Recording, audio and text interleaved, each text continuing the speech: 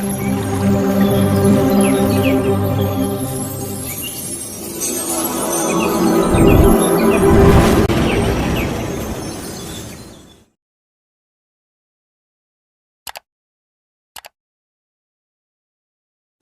Adventure of बीनी दी बहादुर बनी। एक ज़माने में जादू के जंगल के दिल में एक छोटा सा खरगोश रहता था जिसका नाम बीनी था। बीनी का दिल तजस्सुस से भरा हुआ और बहादुरी से भरा हुआ था और इंतहाई गैर मुतवक्के जगहों पर दोस्त बनाने का ख्वाब देखा। एक धूप वाली सुबह बीनी अपने आरामदेह बिल से बाहर निकला। उसकी फूली हुई दम जोशो खरूश से ओढ़ रही थी।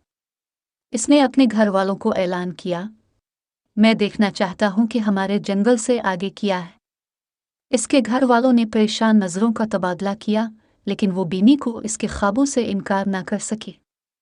इसके कंधे पर एक छोटा सा बैग और एक नक्शा जो उसने एहतियात से खुद खींचा था, बीनी ने अपने अजीम मुहिम जोई के लिए रवाना किया। इसकी पहली मुलाकात ओलिवर नामी एक अक्लमंद बूढ़े अलू से हुई। एक दरख्त में ऊंची जगह पर बैठे हुए ओलिवर ने बीनी को उन खतरात के बारे में मशवरा दिया जो आगे हैं: दरियाए विस्पंगर की गद्दार पिड्स, इको माउंटेन की पुरस्रार गारें और मूनलैंड मीडव की पुरस्रार मखलूक। बीनी ने गौर से सुना।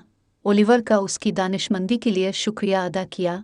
बीनी का पहला पड़ाव दरियाए विस्पंगर था, जहां तेज़ रफ्तार गरज की तरह गरज रही थी। इसकी मुलाकात सीमी दी स्क्वारो से हुई, जिसने इसे दरिया को बहिफाजत पार करने में मदद करने पर रजामंदी जाहिर की। सीमी की रहनुमाई के साथ बीनी पत्थर से दूसरे पत्थर तक उछलता रहा। इसका दिल हर छलांग के साथ दौड़ता रहा, लेकिन बीनी बहादुर था और उसने फातिहाना मुस्कुराहट के साथ इसे दूसरी तरफ कर दिया। अगला, बीनी ने इको माउंटेन में कदम रखा। गार तारीक और खौफनाक बाज़गश्त से भरे हुए थे। अंदर इसकी मुलाकात बेला नामी एक डरपोक चिमगादड़ से हुई, जो उसकी गैर मुतवक्के दोस्त बन गई।